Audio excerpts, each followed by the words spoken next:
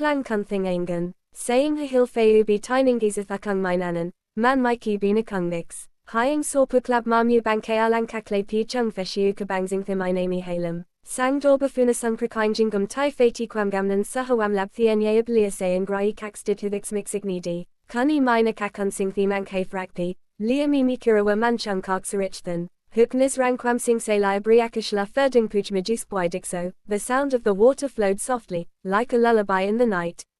The wind rustled the leaves, whispering secrets from the sky. Beneath the heavens filled with glittering stars, a young woman walked along the riverbank. Her name was Mina. Tonight, she returned to her old village after many years away. She wanted to see the river she had played in as a child. The river the villagers called the River of Stars. The water reflected the starlight, as if the sky had melted into the current. Its beauty was mesmerizing, yet there was a chill beneath it. She could smell a faint metallic scent carried by the breeze. Her feet sank slightly into the cool, sticky mud below. She looked down at the water, which had become strangely still. The stars shimmered on its surface, forming the shape of her face. But then, that reflection smiled back. Before she ever did, her breath caught in her throat, and for a moment, she thought her eyes were playing tricks on her.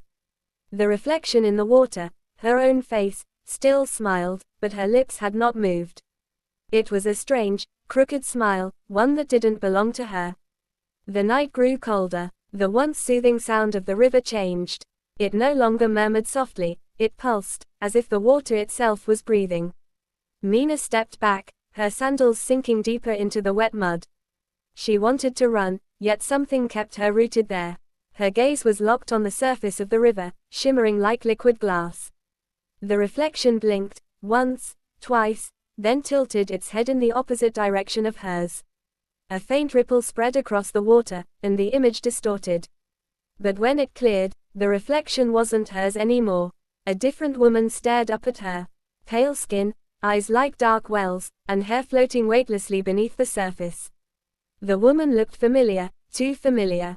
Mina's heart pounded as memory clawed its way back. When she was a child, her best friend Lita had drowned here. They had been playing near the river during a festival night. The stars were bright, the lanterns floated, and the air smelled of incense and grilled rice cakes. They had dared each other to touch the shining water. Lita had slipped first, laughing as she reached for Mina's hand.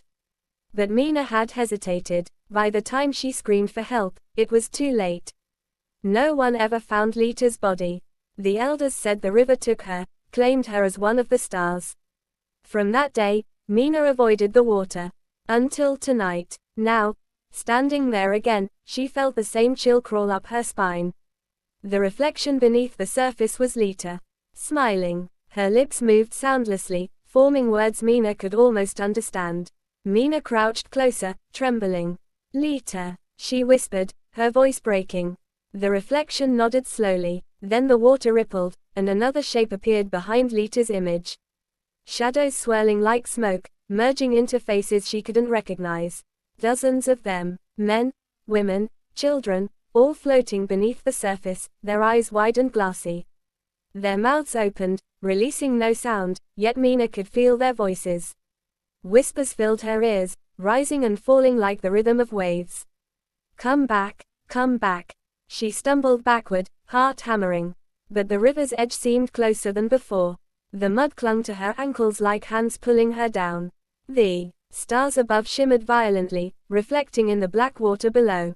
And for a terrifying moment, Mina couldn't tell which side of the sky she was standing on. She tried to scream, but her voice drowned in the thick air. The scent of wet earth grew stronger, mixed with something sour and metallic. The water was no longer clear, it darkened, swirling like ink. Something moved beneath it, circling slowly. Then, from the center of the river, a light began to rise. It glowed faintly at first, like a candle in fog. Then brighter, stretching and twisting until it formed a figure. A silhouette made of pure starlight. It was Lita again, but not as Mina remembered. Her eyes glowed faintly, her body almost translucent. And her feet did not touch the river's surface. She stood above it, staring directly at Mina. Why did you leave me? The voice echoed inside Mina's head, not through her ears. Mina shook her head, tears stinging her eyes. I tried to save you, she whispered. I was just scared. Lita tilted her head. You were scared of me, or of what you saw in the water? Her tone was calm, yet heavy, like the weight of the river itself. Mina couldn't answer. She remembered everything now, how Lita had begged for help, how Mina had hesitated, how guilt had haunted her every night since. The river shimmered again, reflecting the stars more vividly than before. Each light above seemed to have a twin below, and those lights began to move, drifting closer to the shore. Shapes emerged, outlines of bodies made of light, all walking toward her. They carried with them the soft sound of water and wind, and as they came closer, the temperature dropped until Mina could see her breath. Do you see them? Lita asked. They're the forgotten ones. The river keeps what the world leaves behind. Mina stepped back, but the mud tightened around her legs. She could feel the suction pulling, slow and deliberate. Her knees buckled as she fell forward, her palms splashing into the freezing water. Instantly, her hands went numb. She gasped and pulled back, but the water clung like oil. The reflection beneath her distorted again, now showing not one, but two versions of herself. One crying, one smiling eerily. Both reached out from the water's surface. The smiling reflection whispered softly, "You can be free here. The stars will forgive you." Her voice sounded like Mina's own. For a moment, the words felt comforting. But then she saw Lita's expression change. The gentle sadness turned to anger. "You do not belong here," Lita said. "Not yet." The river roared suddenly, waves rising higher than the wind should have allowed. It sounded like hundreds of whispers merging into one scream. The mud beneath Mina gave way completely, pulling her knee-deep into the current. Cold fire burned through her body as the water swallowed her breath. She reached out desperately, grabbing at the air, at the light, at anything real. Her fingers brushed against something solid. Lita's hand. But it wasn't warm. It was like touching moonlight, beautiful and hollow. Lita's face softened again. "I waited for you," she said. "Every night by the river. Watching the stars." Tears streamed down Mina's face as she whispered, "I'm sorry. I was just a child." Lita smiled faintly, then leaned closer until her face was inches away. "You are still that child," she murmured. "And the river remembers." The water surged upward, pulling Mina off her feet completely. Her body plunged into the icy current, and the last thing she saw before darkness swallowed her was the reflection of the sky. Thousands of stars rippling like broken glass, as if the heavens themselves were watching. Then silence. The next morning, the villagers found footprints leading to the riverbank, but there were no signs of struggle. No body, no trace, only the shimmer of light upon the water, and two reflections floating side by side beneath the surface. Smiling quietly in the river of stars, the night after Mina disappeared, the villagers gathered by the riverbank. Old women whispered prayers, men set small lanterns afloat, and children were told not to wander near the water. The air was still, heavy with the scent of wet grass and candle smoke. The river looked calm again, almost peaceful. The stars shimmered softly on its surface, as if nothing strange had ever happened there. But those who had lived in the village long enough knew that the river never forgot.